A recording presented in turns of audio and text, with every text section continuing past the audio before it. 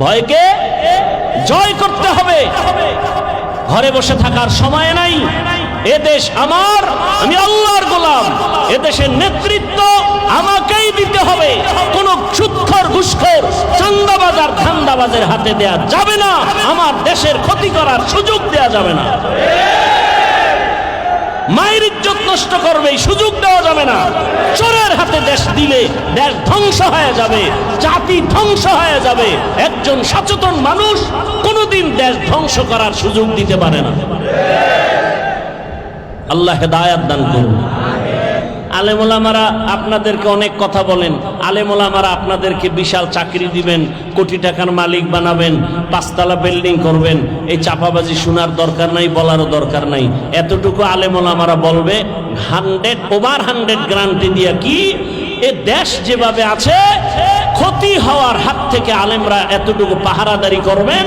কোন চোর, কোন দুর্নীতিবাজ, চাঁদাবাজ, ধান্দাবাজ এ দেশের কোনো ক্ষতি করতে পারবে না, এ জাতির কোনো ক্ষতি করতে পারবে না ইনশাআল্লাহ। এই গ্যারান্টি দেওয়ার সম্ভাবনা আছে না নাই? আছে। তবে আপনাদের এক হতে হবে, আমাদের এক হতে হবে, দূরত্ব কমাইতে হবে। মুসলমান কালেমার এক পতাকায় আসতে হবে। আপনাদেরও সহযোগিতা করতে হবে, করবেন না? আপনাদের সহযোগিতা কি? ফেসবুকে বিভিন্নভাবে আলেমদের বিরোধিতা করবেন না। এটা হলো বড় সহযোগিতা। এই ভক্ত টক্তরা সব উল্টা পাল্টা করে ফেলে। কানে আইসা কয় হুজুর, অমুক হুজুরে তো আপনার সাইজ করে দিছে, বানাইছে নাই কিছু কইছে। হুজুরের মানুষ হিসাবে শরীরে রক্ত গরম, মাথাও গরম। কি ওরে অনেক ভালো জানতাম, এই কথা বলছে? হ্যাঁ, আচ্ছা ঠিক আছে। যদি ফেসবুক চালায় হুজুর তো তোর জাগাত বিসমিল্লাহ ছাড়া লিখে দিবি 2 কলম, ইশারা ইঙ্গিতে। আমি আলেম ওলামাদের থেকে এটা আশা করি না। এই আপনাদের মধ্যে এরকম ঝামেলা যুক্ত লোক আছে না?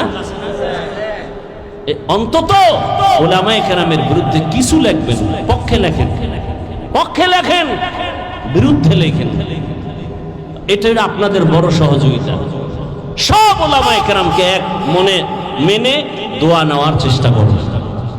বিরোধিতা করে গুনাহগার হওয়ার অপচেষ্টা চালাবেন না। আল্লাহ তৌফিক দান করেন।